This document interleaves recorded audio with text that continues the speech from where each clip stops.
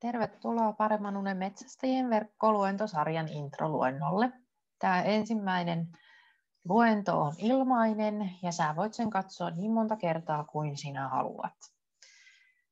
Tällä introluennolla käydään läpitte unen sellaisia peruslähtökohtia ja sitten ne seuraavat kerrat pureutuu enemmän sinne uneen ja ravintoon, lepoon, psyykkiseen kestävyyteen, palautumiseen, arvomaailmoihin, tunteisiin ja niin poispäin. Mutta tästä aina lähdetään. Eli tervetuloa tosiaan Paremman unen metsästäjät verkkoluentosarjaan. Muutaman sanan sanon itsestäni ja tästä näette vähän, että kuka kummallisuus minä olen ja mitä minä touhuan muuten ja miksi näitä verkkoluentojakin unesta pidän. Sairaanhoitaja olen pohjakoulutukseltani ja nuoresta iästäni huolimatta yli 15 vuotta viettänyt länsimaisen lääketieteen parissa. Erityisosaamisalueita löytyy nimenomaan tuolta leikkauspotilaista ja kas kummaa oikea ammattini on ihan oikeasti anestesiahoitaja, joten unta on tullut katseltua vähän monen näköisestä vinkkelistä. Suomen Uniliitto on uniryhmien ohjaajakoulutuksen järjestänyt ja siellä olen vuonna 2019 ollut ja sen jälkeen olen unen kanssa vetänyt erilaisia ryhmiä muun muassa Uniliitolle.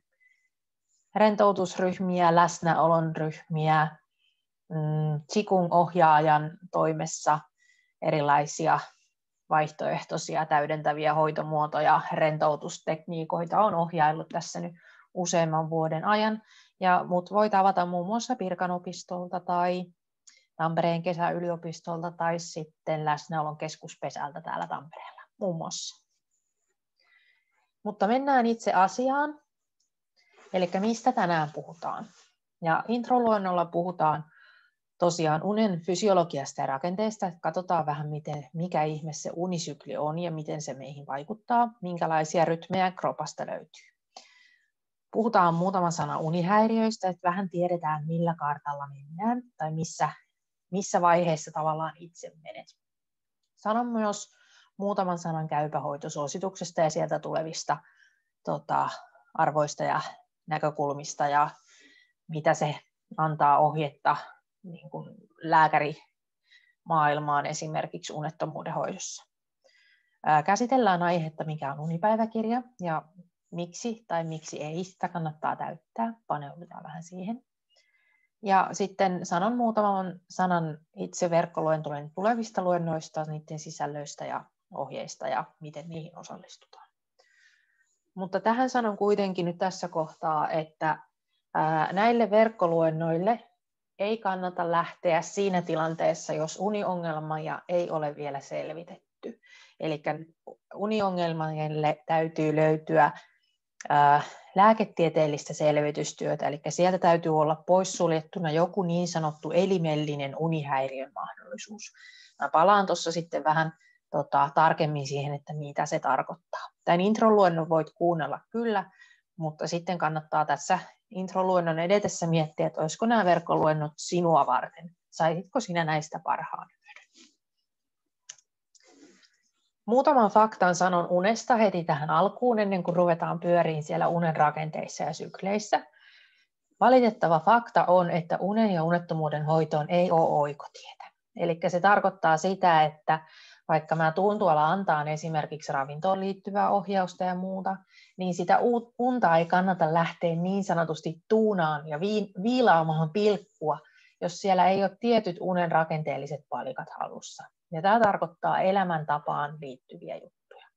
Eli täytyy uskaltautua, pitää olla sitä aikaa ja täytyy olla sitä niin kuin halua tutkia sitä omaa elämäntapaa, joka on sidoksissa siihen unettomuuteen. Se on näissä verkkoluennoissakin, joita tästä teemasta pidän, niin se on se, mitä me askarrellaan täällä. Huomioidaan kuitenkin se, että se sun unettomuuden kokemus on aina henkilökohtainen. Ja se on nimenomaan sinun juttusi. Mä en täältä voi sulle sanoa, että teen näin ja ehdottomasti kannattaa nyt syödä vaikka se 12 kirsikkaa, koska ne sisältää tietyn ainesosamäärän, jotta sitten rakenteellisesti saat hyvät unenpalikat tai että vaihtoehtoisesti en ole täällä vähättelemässä sitä sinun olotilaasi, koska se on henkilökohtainen kokemus.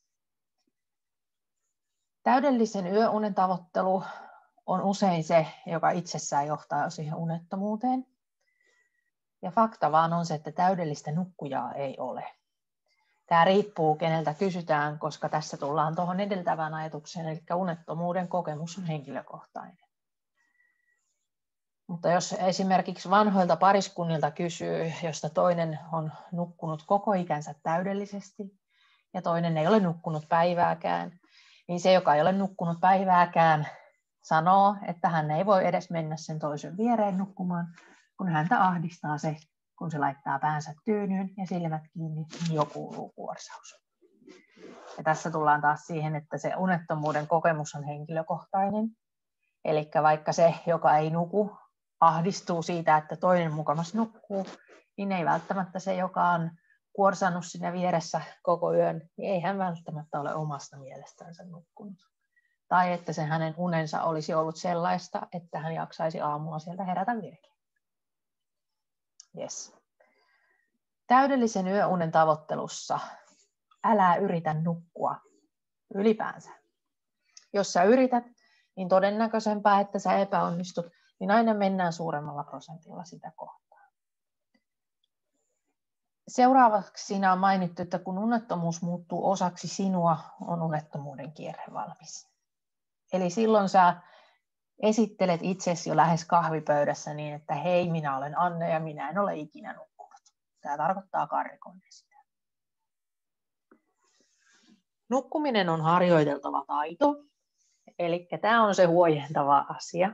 Että vaikka nyt tuntuu, että ikinä en ole nukkunut mistään, en ole ikinä saanut apua ja niin poispäin, ja enkä tule sitä tässä niin kuin koko elämäni aikana tuskin tulen edes oppimaan, niin sitä voi harjoitella. Ja tämä on samanlainen harjoiteltava taito kuin ruoanlaitto tai pianonsoitto tai mikä nyt tahansa harrastusmuotoinen opeteltava asia voisi olla. Eli siinä treenaantuu ja me opitaan niitä taitoja, joilla me voidaan sitten hallita ainakin sitä omaa mieltä liittyen siihen unettomuuteen. Fakta on myös, että unettomuuden pitkäaikainen hoito lääkkeellä on aina laastarointia, eli se ei ratkaise ongelmaa, vaan se tarjoaa niin sanotun hetken helpotuksen.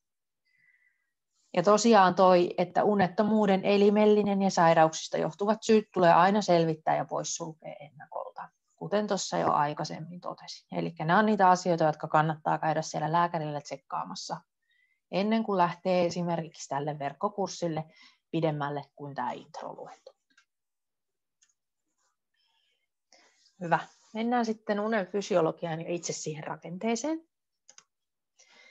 Unisyklistä on saattanut moni kuulla, ja siitä on vähän erinäköisiä kaavioita ja pyörylöitä piirrettynä olemassansa. Ja vähän riippuen siitä, että mitä lähdettä lukee, niin siitä löydetään 1-5 tai 1-4 erilaista unen tällaista vaihetta. Ja tämä unisykli, mikä on, tai ylipäänsä unisyklit, jotka on kuvattu, niin niissä puhutaan normaalista unisyklistä. Ja tarkoittaa siis nyt heittomerkeillä normaalia, eli tilastollisesti, kun on tehty tutkimusta, on havaittu, että keskimääräisesti ihminen nukkuu tietyn tyyppisellä kaavalla, joka suurimmalti osalti on tämän kaltainen. En tykkää normaalin käsitteestä, mutta valitettavasti se tässä länsimaisessa tutkimusmaailmassa esiintyy. Mutta siis, ensimmäisessä vaiheessa ollaan kevyessä unessa. Se on valvetila ja unen välimallia. Siellä rupeaa tapahtumaan tämmöistä aivojen sähköisen toiminnan hidastumista. Sitten tullaan tavallaan toiseen kevyen unen vaiheeseen, jossa lihasjännitys lähtee vähenee ja se aivoissa on enää tämmöistä niin kuin aaltomaista sähkötoimintaa. Ja tässä kohtaa voi ajatella, että se on se hetki, kun sä oot siinä sohvalla nuokkumassa ja sitten vähän niin kuin torkahtelet sinne, tänne ja tonne ja pää vähän retkahtaa puolelta toiselle ja sitten sä havahdut siihen, kun pää nuokahtaa. Tämä on niitä vaiheita. Tämä on myös se hetki, kun ne lihakset rupeaa sieltä rentoutumaan, niin täällä tulee niitä kokemuksia esimerkiksi, että apua, mä putoan jostain, tai että säpsähdän siihen, kun keho rentoutuu niin täysin. Niin ne on tyypillisiä tässä kohtaa. Sitten kun mennään vaiheissa eteenpäin, tullaan 3. ja 4. vaiheen alueelle, tullaan niin sanotusti non-REM-uneen, eli NREM-unta. Ja tämä on syvää unta. Ja tästä on meidän tosi hankala herätä. Eli jos ihminen herää yöllä tässä vaiheessa tai hänet herätetään, niin hän herää semmoisessa olotilassa, että mikä maa, mikä valuutta. Ja on kuriin hetki omassa unirytmissänsä herätä, niin on melkein tästä tilanteesta. Hengitys on tässä kohtaa rauhallista ja nukkuja pysyy monesti paikallaan. Mehän yön aikana luontaisesti käännellään itseämme, mutta tämä on se hetki, kun meidän liikkeet on tavallaan niin kuin vähäisimmät. Lihakset on täysin rentoutunut ja täällä alkaa oppimisen, aivojen, immunipuolustuksen elpyminen, käynnistyminen ja elimistön tämmöiset korjausmekanismit aktivoituu. Ja nämä korjausmekanismit voi ajatella, että nämä on niin kuin semmoisia konkreettisia korjausmekanismeja. Eli jos on joku lihasvamma, niin lihakset siellä korjailee itseensä, just immunipuolustus lähtee korjailemaan itseensä, puhdistaan tavallaan niitä kuona-aineita, mitä siellä on ollut kropassa ja niin poispäin. Sitten tullaan vaiheeseen 5, joka on REM-vaihe, eli Rapid Eye Movement-vaihe, unen näkövaihe, vilkevaiheesta puhutaan, näihin ihmiset on törmännyt. Ja täällä rupeaa korjaantumaan sitten tavallaan ne aivojen hienojakoisimmat asiat. Mielialojen säätely, tunnemuistin kehittyminen. Ja aivot käy läpi niitä päivän tapahtumia. Ja täällä nähdään tosiaan niitä unia.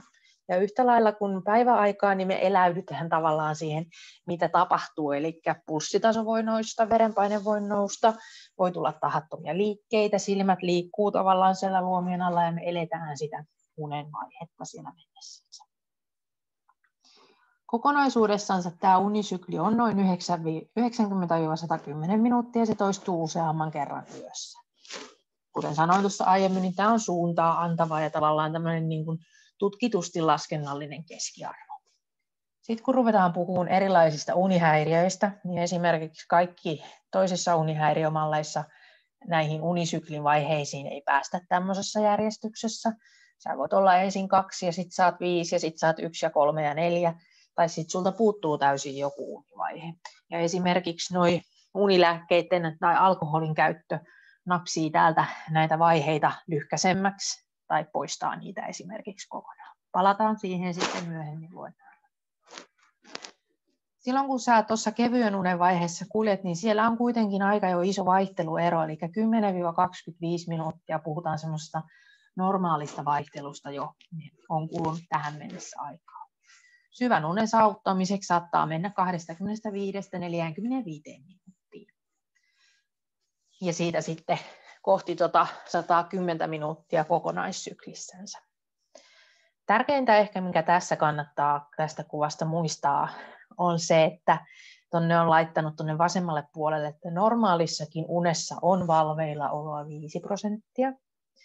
Ja herääminen muutamia kertoja yössä on täysin normaalia. Eli ei ole sellaista ihmistä, joka pistää päänsä tyynyyn ja herää sitten aamulla silmät sepposen selällänsä. Hänkin on todennäköisesti herännyt siellä unen aikana muutamia kertoja, mutta hän on nukahtanut siinä niin, että hänelle ei jää siitä heräämisestä muistijälkeä. Ja periaatteessa, jos nukahtaa uudestaan 10 minuutin kuluessa siitä heräämisestä, niin sitä ei niin kuin lasketa tavallaan niin heräämiseksi, että sekin kuuluu sinne unen vaiheeseen. Jos sitten käy niin, että sä et 10 minuutin jälkeen nukahda, etkä nukahda tunninkaan päästä, etkä 2 tunnin päästä, niin sitten ruvetaan puhumaan unettomuuteen liittyvästä ongelmasta. Jos tätä unisykliä nyt ajatellaan, niin on laittanut tuonne vielä tuommoisen huomioon, että 1/5 REM-unta nukutaan yleensä aamuyöstä. Ja tämä unisykli on sinänsä tämä on vähän kurja ajatellen sitä yhteiskuntaa, missä me eletään, joka on hyvin aamupainotteinen. Eli ihmiset, jotka aloittaa työnsä kello 6, kello 7 aikaan, niin niillä saattaa jäädä lähtökohtaisesti tätä REM-univaihetta tavallaan käyttämättä. Tai että he ei pääse sinne riittävästi. He eivät palaudu siinä kohtaa riittävästi, kun kello on soinut jo aamulla kello 4 tai 5 ennen sinne töihin lähtöä. Meillä on tosiaan kropassa erilaisia unta ohjaavia rytmejä. Mä oon tähän valikoinut niistä merkittävimmät. Puhutaan biologisista rytmeistä ja sitten tuommoisesta kuin univalverytmistä. Ja tuonne biologisiin rytmeihin on maininnut ensimmäisen tämmöisen kuin sirkadiininen rytmi tai hormonaalinen biorytmi. Ja tarkoittaa siis sitä meidän kehon omaa hormonitasapainoa.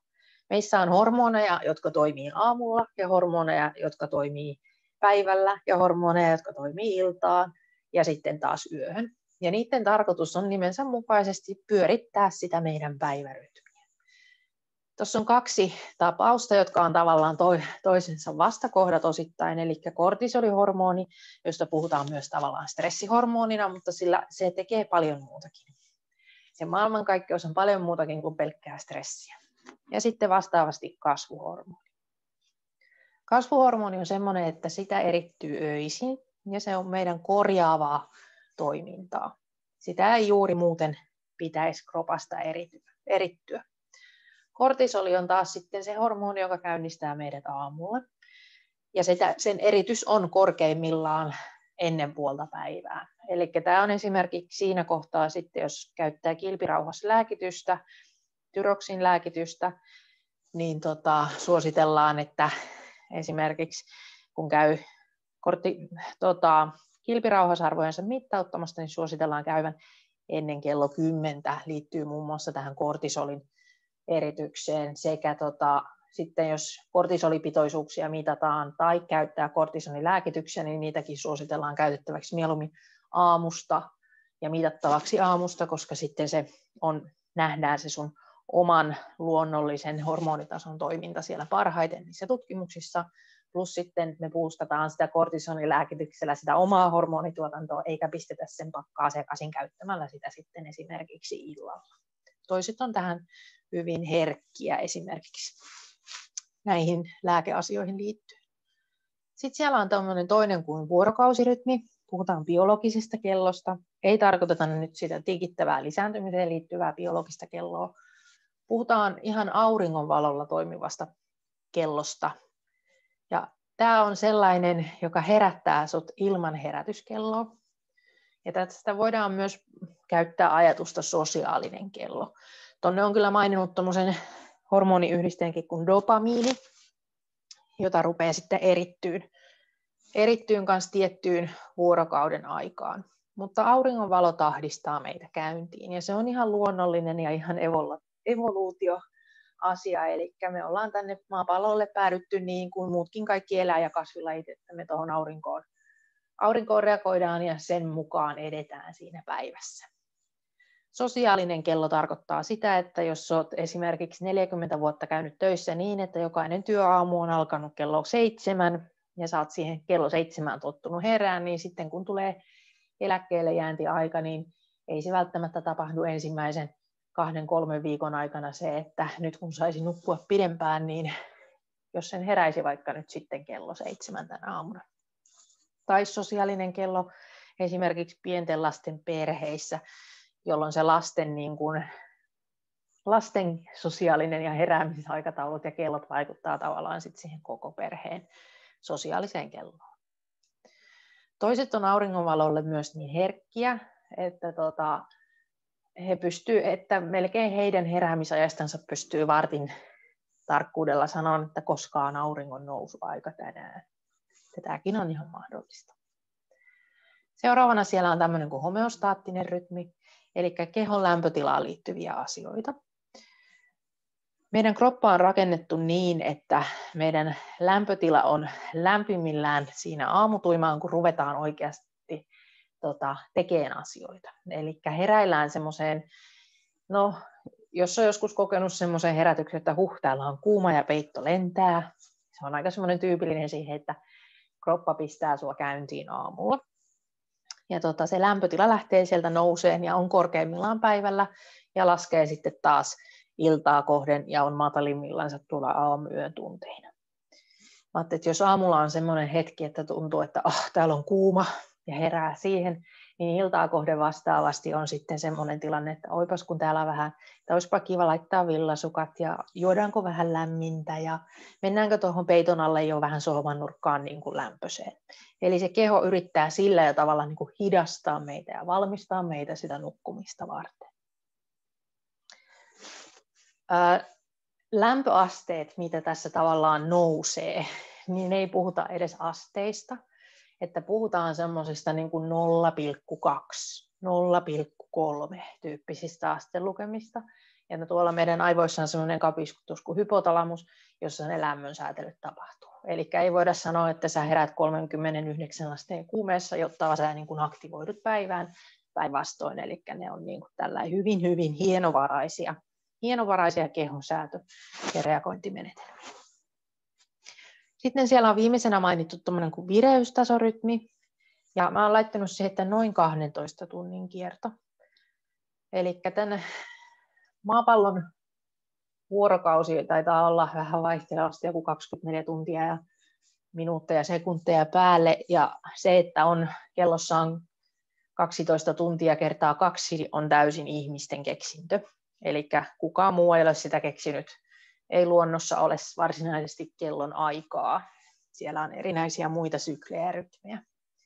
Mutta tarkoittaa siis vähän samaa kuin tuo vuorokausirytmin tai sinne liittyvä asia. Eli me ollaan noin 12 tunnin kiertorytmissä suurin piirtein, vaikka se maapallo nyt, tai me kierretään tavallaan sitä maapallon aikataulua ja tämä ihmisten keksimä aika sitten vähän saattaa toisia herkemmin häiritä.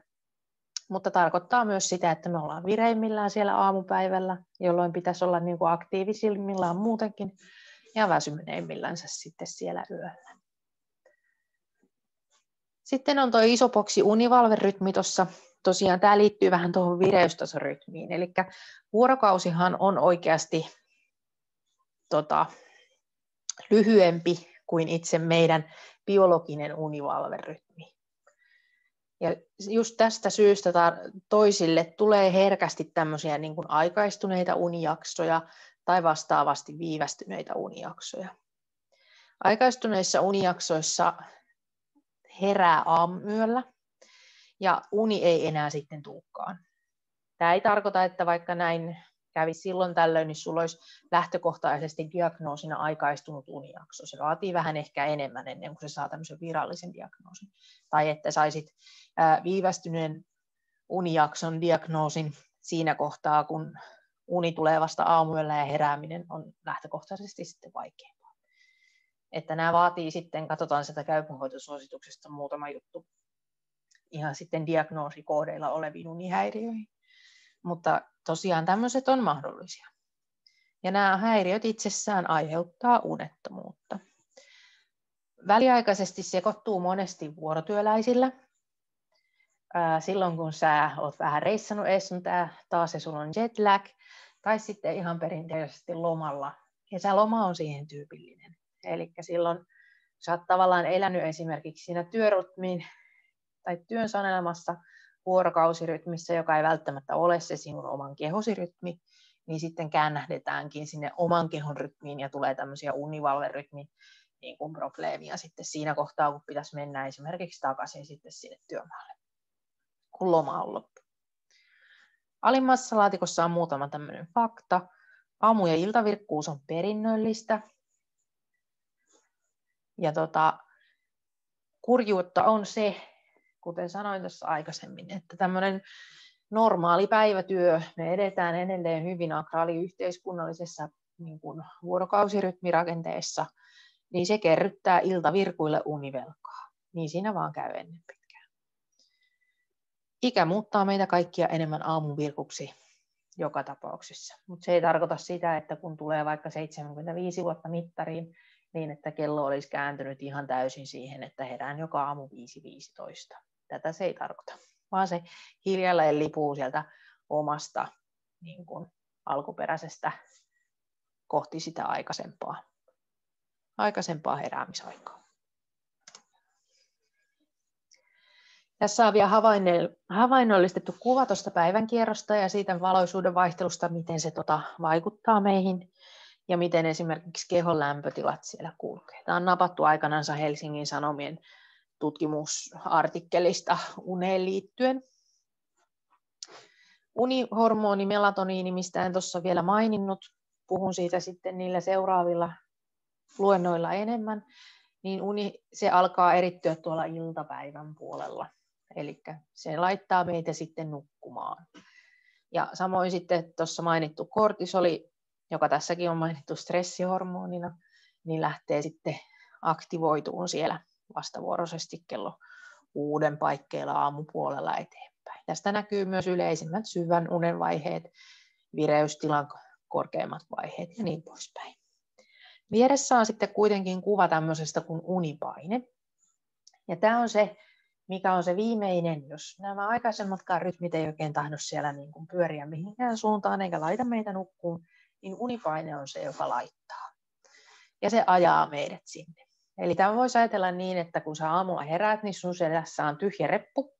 Reppu on täysin kevyt ja sitä on kauhean helppo kantaa. Mutta sitten kun päivä etenee, niin sitten sinne joku rupeaa laittamaan kiviä sinne sun reppuun. Se rupeaa tuntumaan painavammalta ja sen taakan alla vähän hiljalleen se rupeaa väsyä. Ja jotta se reppu olisi tyhjä, niin sun kannattaisi vaikka niinku huilata vähän, että vähän ainakin puolet niistä kivistä sieltä lähtisi pois. Ja tässä on korkeimman unipaine, mitä korkeampi se on, niin sitten todennäköisemmin me nukahdetaan. Ja tuossa on erityisen alttiita hetkiä sille nukahtamiselle, on tuossa keltaisella kuvattu unenaikaisesti, niin siellä on kello 9 illalla tuonne aamu 3 asti. Yövuorolaiset tietää sen, että jos tekee yötyötä, niin siellä on sellainen ihana kello 3-5 tyyppinen suden hetki, jolloin tuntuu, että tästä ei tule mitään. Tämä yövuoron tekeminen on ihan tervaa ja mä en pysy hereillä. Eli se kertoo siitä unipaineesta, mikä siellä on. Toinen unipaineen paikka on yleensä niin sanotusti iltapäiväunien aikana, eli siellä kello 2-3 eteenpäin. Että silloin olisi ehkä hyvä ottaa se siesta, niin olisi sitten reppu vähän kevyempi siellä iltaa kohden. Jaksaisi vähän puuhastellakin kotosalla. Hyvä. Muutaman sanan unihäiriöiden asioista sanon tässä. Eli unettomuuskin jaetaan, tässä on jaettu 4 erilaiseen lähtökohtaan. Ajoittain, akuutti, lyhytaikainen, krooninen on tämä listaus näissä. Jokaisella meillä on, tai suurimmalla osalla on ajoittaista unettomuutta ja se kuuluu tavallaan elämään. Se voi kuulua elämänvaiheisiin, erilaisiin muutostilanteihin, stressitekijöihin elämässä, että sitä on. Näistä unettomuuteen liittyvistä tai unettomuuteen johtaa elimellisiksi sairauksista noin 40% aiheuttaa jollain tavalla unettomuutta. Mielenterveys tai alkoholi aiheuttaa unihäiriöitä samalle prosenttiluokalle. Ja suurimmat niin kuin unettomuutta aiheuttavat asiat löytyvät kroonisten kipupotilaiden kohdalta. Eli siellä on merkittävä osa kärsii jonkinlaisesta unettomuuden ongelmista. Samoin syöpäpotilaiden luku on aika korkea. Ja tärkeää on nyt huomata, että unettomuus voi olla oire tai sitten se voi olla sairaus. Eli se on mahdollista olla jompikumpi tai sitten se voi olla yhtäaikaisesti kyllä molemmat. Naapuripuolelle on listaan lueteltu lääketieteellinen unihäiriöluokittelu. Ja tämä tässä lähinnä nyt siksi, että näette, että mitä se tarkoittaa, jos oikeasti tupsahtelee tämmöisiä diagnooseja lääketieteellisesti. Siellä on unettomuushäiriöt, unenaikaiset hengityshäiriöt, puhutaan esimerkiksi just näistä uniapnea-asioista, keskushermostoperäiset poikkeavan väsymykseen, siellä on neurologisia sairauksia, nippu, univalverytmin häiriöt, nämä on monesti enemmän ajoittaisia, lyhytaikaisia asioita, unenaikaisiin liikehäiriöihin, eli siellä saattaa olla tällaista unissa kävelyä esimerkiksi, mutta se on sitten todella graavia unissa kävelyä, että se ei ole suinkaan semmoista, että ai toi pikkulapsi nousi taas tänä yönä ja käveli omasta sängystä vessaan ja nukahti vessan lattialle. Se ei ole tämän tyyppistä, että sitten puhutaan oikeasti niin kuin muusta. Ja liikehäiriöihin luetaan myös muitakin tyyppisiä. Tämä nyt lähinnä esimerkki. Unen erityishäiriöitä, parasomnioita, eli siis semmoisia hyvin haasteellisia, parhaiten sen esimerkiksi selittää tämmöisellä keissillä, kun oli taannoin unilääketieteen koulutuksessa, että oli tämmöinen herrasmies, joka heräsi yöllä paniikkikauhukohtaukseen. Ja se tunne oli se, että hänen vasen kätensä oli jonkun muun käsi. Ja se aiheutti hänessä niin suuren ahdistus- ja aggressioreaktion, että hän yritti satuttaa itsensä yöllä. Esimerkiksi. Ja tämä on siis aika graavi esimerkki. Sitten on nippu muita unihäiriöitä ja muihin sairauksiin liitettäviä unihäiriöitä. Tässä on nyt se mainittu käypähoitosuositus. Mä oon poiminut sieltä muutaman tämmöisen knoppitietoasian. Se on ihan löydettävissä, jos Googleen kirjoittaa unettomuuden käypähoitosuositus. Se on itse asiassa viime kesäkuussa päivitettykin. Ja yleinen sanoma, mikä käypähoitosuosituksessa on, niin on se, että suositaan mahdollisimman paljon lääkkeettömiä vaihtoehtoja unettomuuden hoidossa. Ja siinä käypähoitosuosituksessakin todetaan heti, että tilapäinen unettomuus kuuluu tavanomaiseen elämään. Eli nimenomaan, niin kuin tuossa aikaisemmin sanoin, niin elämässä saattaa olla semmoisia stressitekijöitä, muuttuvia asioita, jotka vaikuttaa siihen nukkumiseen meillä. Pääidea on se, että jos sä heräät aamulla virkeänä ja koet elämänlaatun hyväksi ja kyseessä ei ole mikään sairausasteinen tapaus, niin eikä se välttämättä vaadi silloin unettomuus itsessänsä hoitoa. Ja tässä tullaan myös siihen, että monesti media pauhaa sitä, että sun täytyy nukkua 8 tuntia ja jos et sä nuku, niin sä kuolet ennalta-aikaisesti ja saat metabolisen oireyhtymän ja verenpaineet on korkeat ja riski saada aivohalvaus on sitä ja tätä ja diabetes niin ja poispäin. Mutta jos sulle esimerkiksi 6 tuntia yöunta on mahtava saavutus ja sä heräät sen 6 tunnin jälkeen virkeänä, palautuneena ja jaksat tehdä asioita päivän, niin silloin se 6 tuntia on sulle hyvä. Ja silloin ei kannata katsoa sitä Ilta-Sanomien löppiä, että kuolema tulee, jos nukut alle 8 tuntia. Tämä on semmoinen asia, mikä mun mielestä kannattaa muistaa. Fakta kuitenkin on, vaikka mä en tykkää ihmisiä pelotella unettomuuteen liittyvillä asioilla, niin pitkäkestoinen unettomuus suurentaa monia sairauksia ja tapaturmariskin. Heikentää toimintakykyä ja huonontaa elämänlaatua. Näinhän se on. Mutta ei se auta meidän unettomuuden hoitoa, että me vellotaan niissä Ilta-Sanomien lööppien kanssa.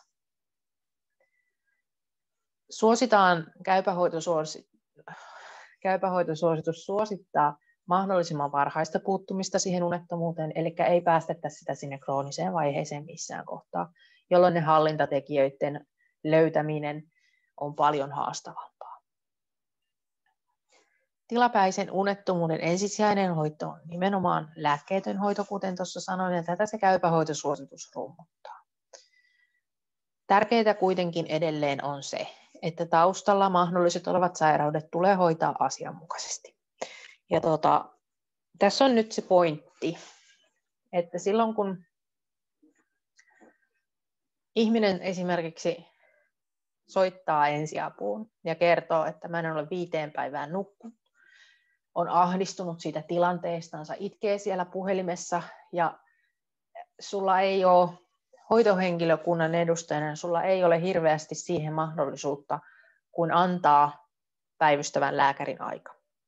Koska se ihmisen tunne siitä unettomuuden asteesta ja ahdistuksesta on niin valtava, että vaikka se ei olisi kenties hänelle hoidollisesti se oikea paikka, niin sulla ei tavallaan ole mitään muuta oljenkortta. Sitten kun tämmöinen ihminen tulee sinne päivystävän lääkärin vastaanotolle, niin se ahdistuksen ja tuskan määrä, mikä siihen unettomuuteen liittyy sillä hetkellä, on niin valtaisa, että vaikka hän ei sieltä kenties halua sitä unilääkettä mukaansa, niin lääkärillä ei ole muita mahdollisuuksia kuin kirjoittaa hänelle sitä. Eli se resurssointi, saati tieto siitä, että unettomuuden hoitovaihtoehtoja on useampia kuin se tabletti, tai että pystyttäisiin ohjaamaan heti sellaiselle taholle, josta siihen unettomuuteen saisi toisen tyyppistä apua, niin sitä ei ole. Tämä on kurja ja karu fakta. Mä olen nähnyt tämän ihan omin silmin ensiavussa työskennellessäni. Plus, jos se lääkärillä on halu auttaa sitä ihmistä siinä hetkessä, niin siihen valtaisaan tuskaan sillä lääkärillä ei ole tosiaan mitään muuta apukeinoa. Että sinänsä surullista uniryhmissä kuulla siitä, että ei ne lääkärit osaa mitään muuta kuin antaa sitä unilääkettä. Mä toivon, että tämä mun lauselma nyt jollain lailla puhdistaa meidän hoitotyöntekijöiden ja terveydenhuoltoalan ammattilaisten ajatusmaailmasta tästä tilanteesta. Eli silloin, kun se hätä on niin suuri, että unettomuudesta kärsivä ihminen soittaa akuutissa unettomuuden vaiheen tilanteessa ensiapuun, koska se on se hänen saattaa olla ainoa terveydenhuollon kontaktimahdollisuus, tai menee työterveyteen, niin monessa tapauksessa se ainoa sen hetken ahdistukseen tarjottava apu, jota pystytään tarjoamaan, on se unilääke siihen tilanteeseen. Toisilla terveydenhuollon alan ammattilaisilla on sitä kapasiteettia esimerkiksi ohjata tämmöinen ihminen sen jälkeen sellaiseen jatkokontaktitahoon, että hän saa siihen jatkossakin avun. Valtaosa kuitenkin näistä ihmisistä, jotka siellä sen unilääkkeen käy hakemassa, ei tule koskaan ohjautumaan sellaisiin ryhmiin tai auttaville tahoille, jotka pystyisivät häntä siellä uniasioissa oikeasti auttamaan tällä ei-lääkkeettömällä hoitovaihtoehdolla. Syyttää voi sitten ketä haluaa, itse lääkäriä, hoitajaa tai sitten sitä unetonta ihmistä, joka sinne tulee, että miksi näin ei käy, mutta näin tässä valitettavasti on. Eli käypähoitosuosituksen ajatuskin on nykyisin todella kaunis, mutta me ei olla vieläkään siinä pisteessä, että pystyttäisiin tämmöistä asiaa niin kuin oikeasti resursseilla hoitamaan. No, se siitä. Pitkäkestoisen unettomuuden hoidossa parhaat tulokset saavutaan niin sanotusti kognitiivis-behavioristisella menetelmällä, eli tarkoittaa sitä, mitä nämä verkkokurssitkin, mitkä on tässä rakennellut, niin mihin ne ohjaa. Ja suomeksi ne ohjaa tutkimaan ja katsomaan sitä sun omaa elämääsi, omaa unettomuuttasi, siihen johtaneita asioita, tavallaan tutkijan silmälasien kautta. Ja irtautuu siitä unettoman ihmisen psyykkeestä. Ja samalla kun sä teet nämä asiat, niin sä opit itsestäsi uutta. Opit itsestäsi ihmisenä, opit itsestäsi ja pois siitä unettomuuden kierteestä. Tämä on se juju, miten nämä toimii. Tai toivon ainakin, että tämä on se juju, jota mäkin uniryhmissä jokaisessa sivulauseessa ja käänteessä koitan syöttää vähän semmoisena niin kuin pakkopuurona korvasta ja silmistä ja suusta nenästä sisään. Pitkäkestoisessa unettomuudessa siellä on jätetty tämmöinen takaportti kuitenkin lääkehoidolle, koska se toisissa tilanteissa se tarve on arvioitava yksilöllisesti. Sille saattaa olla olemassa hetkiä. Joka tapauksessa unilääkkeiden käyttö pidentää, mutta myös keventää sitä yöunta, niin kuin tuohon on mainittu. Siellä on mainittu muun muassa tämmöiset kuin benzodiazepiiniin kuuluvat ryhmät. Siellä on esimerkiksi Opamoxi, Diapam-tyyppiset lääkkeet. Niin ne vaikuttaa ihan sinne unen sykleihin, josta tuossa aikaisemmin puhuin. Ja niissä on yleensä enemmän haittaa kuin hyötyä. Ikääntyneet potilaat on myös oma ryhmänsä unilääkkeiden käytön kanssa, että täytyy todella tarkkaan punnita haitat ja hyödyt. Ja se seuranta niiden lääkkeiden käytössä on välttämätöntä. Ja edelleen painotan sitten tuota viimeistä kohtaa, joka on monesti tässä sanonut, eli unettomuuden taustalla mahdolliset olevat sairaudet tulee asianmukaisesti tarkistaa ja hoitaa.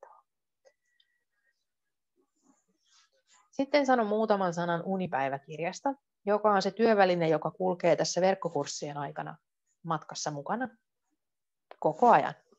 Tai sen ajan, ei välttämättä niin sanotusti koko aikaa, vaan sen ajan, mikä se palvelee parhaiten sinua. Unipäiväkirjan olemassaolon tarkoitus on tehdä ne sinun unitottumukset näkyväksi. Ja tämä on se, miksi sinä muutut hiljalleen oman unesi unitutkijaksi. Jos unipäiväkirjan täyttö rupeaa ahdistamaan, tai se rupeaa aiheuttamaan enemmän stressiä nukkumiseen liittyen, sitä ei täytetä. Silloin sä pistät sen romukoppaan ja lähdetään toisen tyyppisestä näkövinkkelistä liikenteeseen. Unipäiväkirjan malleja ja muotoja voi olla monenlaisia. Itse käytän tätä suppeaa unipäiväkirjaa, koska se on kuitenkin, niin tämä on THL:n sivuilta, tuossa on linkki, niin suppeaa unipäiväkirjaa, koska se on kuitenkin sellainen helpoiten lähestyttävä. Näitä on monenlaisia versioita olemassa, valmiita pohjia ja niin poispäin, tai sitten sellaisen voi luoda itse. Mutta näissä, jos käyttää esimerkiksi tätä tai tutustuu tähän työterveyslaitoksen, ei THL, vaan työterveyslaitoksen unipäiväkirjaan, niin kun niitä kysymyksiä katsoo, niin tätä varten, unipäiväkirjaa varten ei osteta sekuntikelloa. Jos sulla ei ole ollut makuuhuoneessa kelloa, se ei muuta sinne tässäkään kohtaa. Eli nämä kuvaa sun omia tuntemuksia. Vaikka me tehdään tavallaan tällaista tieteellistä työtä, mutta me tehdään sitä tieteellistä työtä sun omien tunnetilojen kautta. Niin sä merkkaat niitä. Ja kun sä tutustut tähän tarkemmin, että minkälaisia kysymyksiä ja asioita täällä on, niin muista tätä täyttäessäsi, jos lähdet kokeilemaan, että noudata joka päivälle samaa kysymyksen asettelua.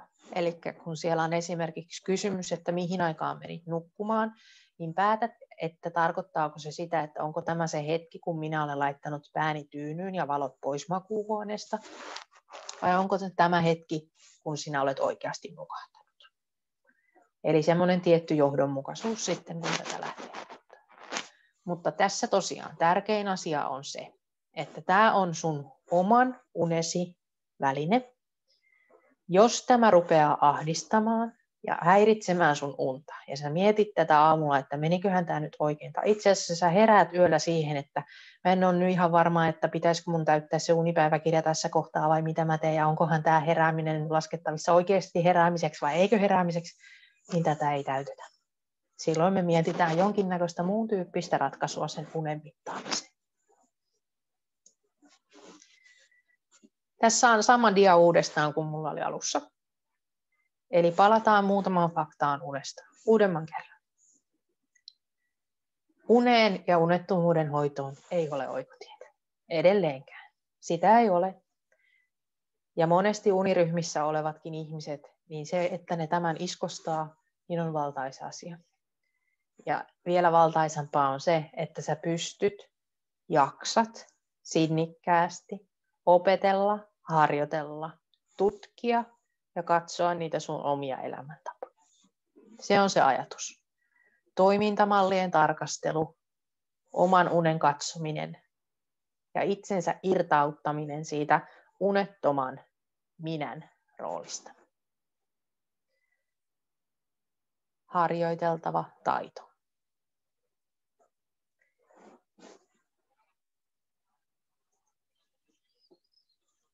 Sitten tässä on vielä pari diaa. Tässä on kysymys siitä, että jos sä nyt jäit miettimään, että sopiiko verkkokurssina toteutettava univalmennus minulle. Tässä on muutama pointti, mitkä kannattaa olla mietittynä ennen kuin kurssille jatkaa. Eli se, että sä oot jo vähän niin kuin lähtenyt sisäistämään sitä, että ne sun omat uniongelmat on kenties sinne sun elämäntapoihin sidonnaisia juttuja. Ja että sä voisit ehkä niihin vaikuttaa sillä, että sä muuttaisit omia käyttäytymismalleja siellä päivässä. Tämä on se iso juttu. On mahdollista, että olisit käynyt jo lääkärillä ja uniongelmien perimmäistä syytä olisi jo vähän selvitelty ja sieltä olisi pois suljettu ne terveydelliset ongelmat. Verkkokurssien aikana ei myöskään pohdita unilääkkeiden lopettamista. Mä en anna siihen ohjeistusta, koska se unilääkkeiden lopettaminen täytyy tehdä aina lääkärin valvonnan alla. Ihan syystä se, että mulla ei ole tietoa osallistujien terveydentilasta, mulla ei ole tietoa osallistujien lääkkeistä tai niiden käyttöhistoriasta, ja sen takia minun ei ole turvallista antaa ohjeita niiden käytön lopettamiseen, vaan se täytyy tapahtua terveydenhuoltoalan ammattilaisen toimesta, jolla on pidempi hoitosuhde sinuun. Se, että sä oot elämäntilanteessa, jossa sä pystyt oikeasti pohtimaan niitä omia tottumuksia, tapoja, rutiineja, uneen liittyviä asioita, niin siellä olisi semmoinen valmis maaperä sille, että sun on helpompi lähteä verkkokurssille. Voit tulla totta kai verkkokurssille ja katsoa, että mikä on se fiilis sitten, että löytyisikö täältä niitä asioita. Mutta se on helpompaa rakentaa, kun on pieni jo kipinä siellä pohjalla. Yrität sopeutua esim. CPAP-laitteen käyttöön yön aikana. Tämä on semmoinen, mitä kannattaa miettiä myös. En anna myöskään CPAP-laitteen käyttöön liittyviä ohjeistuksia verkkokurssilla. Sekin on sellaista, joka täytyy tehdä nimenomaan sen tahon kanssa, josta sinä olet sen laitteen hankkinut. Annan kyllä ohjeita sitten, jos tuntuu, että se CPAP-laite ei ole sopinut. Ja se tarkoittaa sitä, että sä olet käynyt jo keskustelun siellä terveydenhuollon taholla, josta sä laitteen olet saanut. Ja sieltä on mahdollisesti suositeltu esimerkiksi just tämmöistä elämäntavan hallinnallista unihäiriöiteen liittyvää toimintaa. Verkkokursseilla saat poikkeuksellisesti myös tämmöisen holistisen, kokonaisvaltaisemman näkökulman uneen ja nukkumiseen sekä jaksamiseen siitä sun päivästä. Eli jos sua kiinnostaa selkeästi tämmöiset niin kuin, rentoutusharjoitukset, täydentävien hoitovaihtoehtoiden käyttö osana unettomuuden hoitoa, osana, niillä ei paranneta unta. Ne kuuluu osaksi sitä sun omaa prosessia, jos sä koet niistä olevan hyötyä. Tai haluat toisenlaisen näkökulman hieman länsimaisen lääketieteen sivuavalta ajatusmallilta. Eli itse käytän paljon rentoutusharjoituksissa, kuten aikaisemmin mainitsin, niin Qigong-harjoituksia, jotka on Tai Chiihin pohjaavia. Ne on sisaruslajistoa. Tai käytän paljon erilaisia hengitystekniikoita, joita opetan muun muassa verkkokurssien aikana. Eli saat semmoisen niin kuin kokonaisvaltaisen paketin sekä liikunnasta, ravinnosta, levosta, rentoutumisesta, elämänhallinnallisista asioista. Tässä on alustavaa hahmotelmaa nettiluentosarjan sisällöstä. Tähän saattaa tulla vielä matkan varrella muutoksia. Sen jälkeen, kun olet kuunnellut tämän introluennon, niin mä toivon, että laittaisit mulle vaikka sähköpostia tai Facebook-viestiä tai mitä tahansa, että mitä haluaisit, että verkkoluento itsessänsä sisältäisi. Eli heti tämän introluennon jälkeen et pääse koko verkkoluentosatsille, vaan sieltä löytyy sitten muutaman viikon päästä tämmöinen kokonainen paketti, joka on sitten mahdollista itsellensä hommata. Joka tapauksessa tämä introluento, jonka nyt olet kuunnellut aiheesta, on ilmainen. Ja seuraavat luennot käsittelee muun muassa ravintoa, liikuntaa, lepoa ja päivärytmiä, uneen liittyviä tapoja, tottumuksia, unihuoltoon juttuja, ylivireystiloja, palautumista, rentoutumista. Sä saat meditaatioharjoituksia, mielen joustavuuteen, tunteiden käsittelyyn liittyviä juttuja, unen arvon ja unettoman arvomaailmaan, pohditaan sitä, kertaus ja takapakkiin varautuminen. Ja sitten muutama knoppi esimerkiksi vuorotyöläisille tulee todennäköisesti sinne luentoon. Laitan myös muutamia Qigong-harjoituksia, joita voit katsoa, ja tuommoisen pienen lyhkäisen luentopätkän, miten tämä oma luonnonmukainen lähestyminen kiinalaisen lääketieteen kautta unettomuuteen, minkälaisia asioita sieltä voisi ehkä ottaa omaan päiväänsä. Toivon, että tästä oli sulle ainakin jotain ajatusta herättävää asiaa. Ja verkkokursseihin liittyvää palautetta otan tosiaan vastaan tuonne sähköpostiin. Ja sinne voit laitella viestiä myös tästä introluennosta ja mahdollisia toiveita esimerkiksi muiden luentojen ja verkkoluentojen sisällöstä. Verkkoluentokokonaisuus tulee tässä kevään aikana käyttöön. Siitä sitten saa lisäinfoa, kun laittaa mulle sähköpostia, seuraa Facebook-tiliä, Instagram-tiliä tai verkkosivuja, joiden osoitteet löytyy sieltä alkudioista, jonne pääset sitten kyllä palaamaan. Toivotaan nyt jo, että tästäkin sai jotain ajatusta siitä, että mitä verkkokurssiympäristö voisi pitää sisällänsä, minkä tyyppistä uniluennon pohjaa sieltä voisi olla tulossa. Ja mä toivotan teille tosiaan jo näillä sanoilla kiitos ja kauniita unia ja toivottavasti ilmoittaudutte koko verkko